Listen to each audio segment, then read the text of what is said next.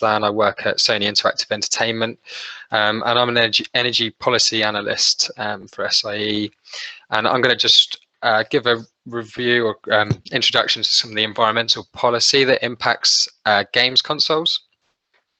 And so the first thing to sort of note is that there's an increase in interest in the kind of environmental impact of gaming, particularly focused on games consoles. So there was kind of these stories that surface through various media outlets about, say, the cost of the energy cost of running a console, or increasingly now, or more increasingly now, focus has been turned to kind of what is the environmental impact of cloud gaming, because there seems to be that there's an increase in the number of cloud gaming services, particularly with Google and Amazon and Apple and the likes becoming active in this area, but also because of the amount of data that would be required for cloud gaming and the kind of server use associated with it. So there's kind of this sort of surface of interest in the environmental impact of gaming. There's also increasingly important environmental policy that's being established. Here I've brought up just a screenshot of the EU climate action and European Green Deal, and there's really aggressive now targets to cut carbon emissions in the European Union, but also across other parts of the world, in order to meet the Paris Agreement target for climate change. And so it means that the European Union in particular has to cut emissions by at least 55% by 2030 and looking to become carbon neutral in 2050. Now, how that translates to games consoles is through something called the Ecodesign directive. And that's a framework which implements regulatory measures that focuses on particular product groups. And for example, there's a regulation on PCs and laptops, and that sets sort of measures for typical electricity consumption for those products. But for games consoles, it's a bit different. So we have something that's called a voluntary agreement, and a voluntary agreement within the Ecodesign framework is an alternative to regulation in which the Commission recognizes this approach, whereby there's the three signatories, and that's Sony Interactive Entertainment, Microsoft, and Nintendo. And together we set commitments for improving the energy efficiency and resource efficiency of games consoles. And this agreement sort of works differently to regulation. It's a bit faster moving, the benefits of it. And it means that every 2 years it's reviewed, or if we have new products, then that triggers a review cycle. And we have to, together between us, we have to make commitments that satisfy the member states and other stakeholders at a consultation forum with the European Commission. And we're just in the process of completing our third review of the voluntary agreement with new commitments.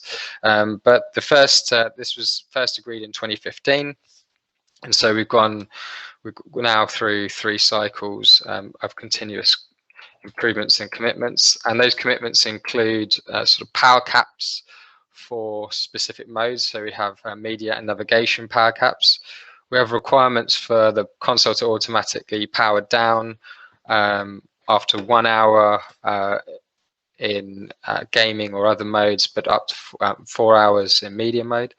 We have resource efficiency requirements, including kind of the provision of spare parts and information to consumers. We also have to provide information to consumers on our website.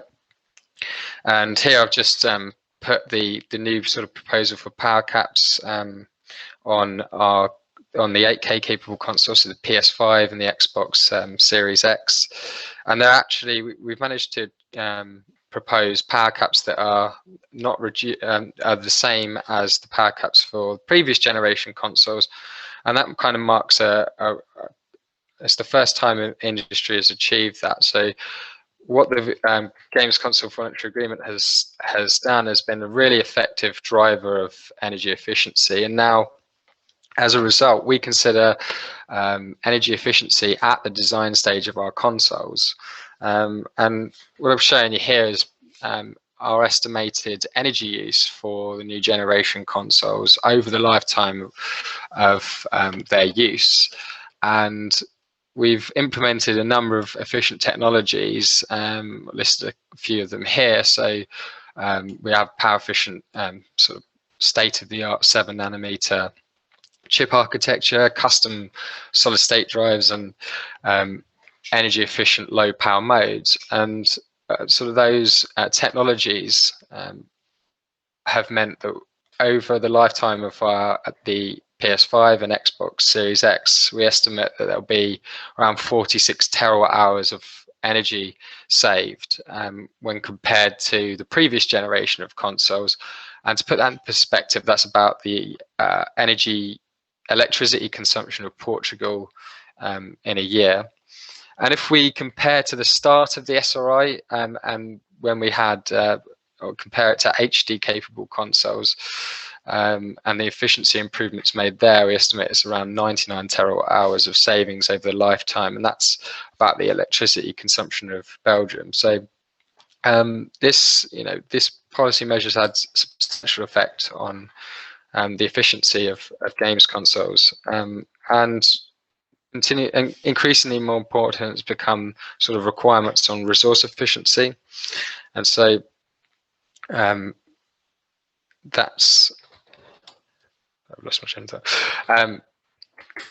Another area that sort of has become a kind of policy, a kind of driver of climate change impact within the industry is the establishment of the Playing for the Planet Alliance. So I'm sure there's many companies on the call who are members of the alliance. That was established in 2019, and it was established on the basis that the gaming industry has this sort of enormous reach and potential for enabling change. And here you see, that's the CEO of PlayStation standing next to the Vice President of Microsoft. So this is again a collaborative effort to have a positive impact on climate change. And my role within PlayStation is to look at carbon footprint of our products and services. And so one of our commitments at the within the Playing for the Planet Alliance was to calculate our carbon emissions of our gaming products and services, but also to kind of share a method or share knowledge on how to calculate that within the Playing for the Planet Alliance. And so my area of focus has been looking at the carbon emissions of gaming on a PS4. And here I've got kind of the average results for that, and I'm just showing you the comparison that if you, on average, if you were to game with a downloaded game on a PS4, it's around 0.05 kilograms of CO2 per hour of gameplay.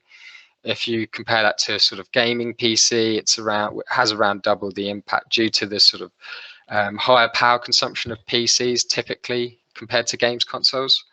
But what's interesting is that gaming is actually a low carbon activity, and if we compare this to, say, activities outside the home, and the example that I have given here is a trip to the cinema, and that has around 50 times the carbon intensity, and that's largely due to the sort of transport emissions that are involved or associated with that activity. And I mentioned earlier on the slide that there's kind of an increasing interest in the environmental impact of cloud and digital services. And one of the interesting points that have come from our analysis on the carbon emissions of our products and services is if we compare the carbon intensity of the three methods of gameplay that you can do on a PlayStation. So here we have cloud gaming, if you download a game or if you buy a disc. And we see that there's actually, cloud gaming has a lower carbon intensity when compared to downloading a game if you play for shorter periods of time, so up to 4 to 5 hours. And that increases to around 20 hours when you compare it to disc gaming. And that's due to the kind of embedded energy in manufacturing a disc or downloading that game, in which the console or the device you use will be consuming energy. And that's sort of, it kind of shows that our current business practices are carbon efficient with respect to, so here, for example, our cloud streaming service, PlayStation Now, that allows you to try a really big library of games, and it includes the option for you to download a game if you want to play for longer periods of time. And so it kind of suits you, the rental model, where users will try different games before they buy them, or download them rather, to play for longer periods of time. And so just kind of give you an overall summary is that downloading appears to be best for smaller games, and downloading a disc are best for these kind of larger games played end to end. And we are now sort of providing this consumer advice online. We have this available on the PlayStation website. But one thing we are doing now is through the Alliance, we're sharing this, our expertise in assessing the carbon footprint of gaming.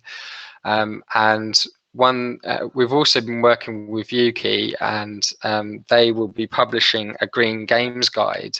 I believe it will be by the end of the month, and that will be available for to provide guidance on these kind of issues for the gaming industry. So there's a lot of stuff coming up, and of course in the Playing for the Planet Alliance, I think within the Green Games Guide there's a kind of steps that you can take to join the Playing for the Planet Alliance if you're not a member already.